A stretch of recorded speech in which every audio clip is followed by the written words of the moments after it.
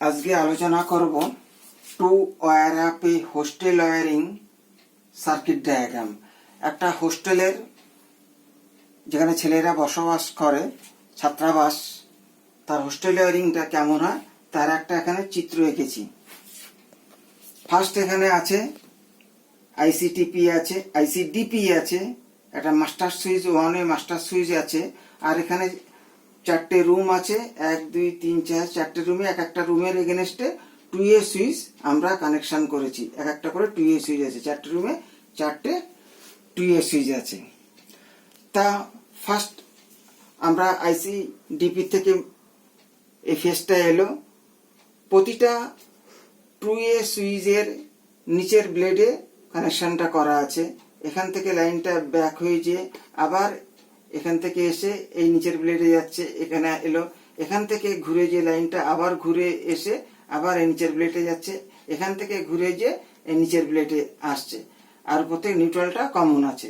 তা যখন ফার্স্ট যে মেন সুইচটা আমরা অন করে দেব, তাহলে প্রতিটা রুমেরই চারটে রুমেরই লাইট জ্বলবে। তাহলে এইখান থেকে এই লাইনটা ফেজ লাইন আসছে, এসে এখান থেকে মাধ্যমে এই ল্যাম্পটা জ্বলছে, এখানে নিউট্রাল পাচ্ছে।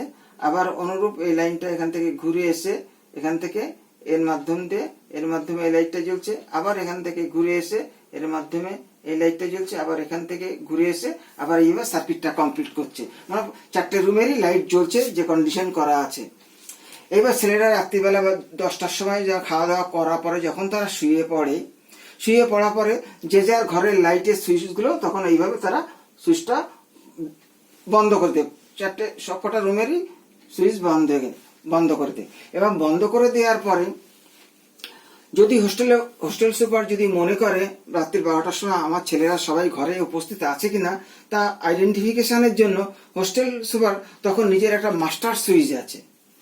তা এই মাস্টার সুইচটা সে যদি অন করে, এদিকে সবকটা সুইচ অফ কন্ডিশন, তখন ব্লেডগুলো সব উপরে মারা আছে ডটেড লাইনে, তখন লাইনটা ছেলেরা সুইচ বন্ধ করেছে, সব উপরে সুইচগুলো মারা আছে, মানে ঘরের সুইচ সব লাইট সব বন্ধ।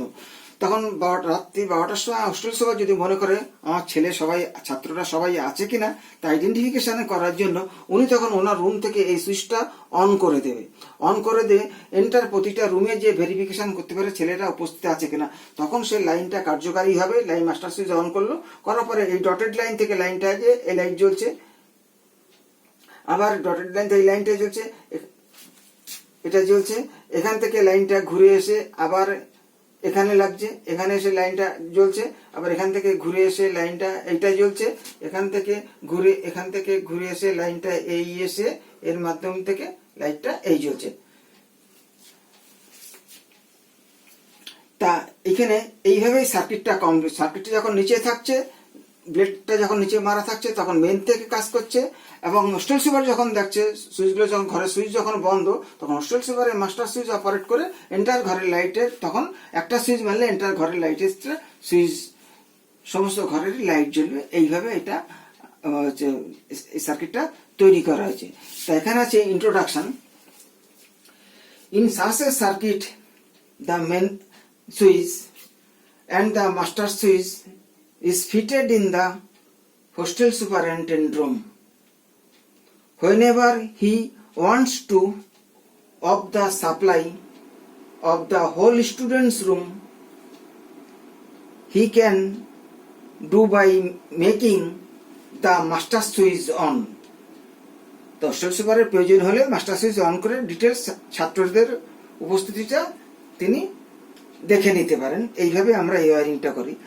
তা এখানে যে সমস্ত ম্যাটেরিয়ালসটা আমরা ব্যবহার করেছি আছে আইসিডিপি সুইচ 16 অ্যাম্পিয়ার 230 ভোল্ট একটা, 2A সুইচ 5 অ্যাম্পিয়ার 230 ভোল্ট চারটে, 1A সুইচ 5 অ্যাম্পিয়ার 230 ভোল্ট একটা, ব্যাটারি হোল্ডার 5 অ্যাম্পিয়ার 230 ভোল্ট চারটে, ল্যাম্প 100 ওয়াট চারটে, আর ওয়্যার অ্যাপ্রক্সিমেটলি 1.5 mm আমরা পিভিসি তার ব্যবহার করে এই এন্টার কাজটা আমরা ওয়্যারিংটা আমরা করতে পারি।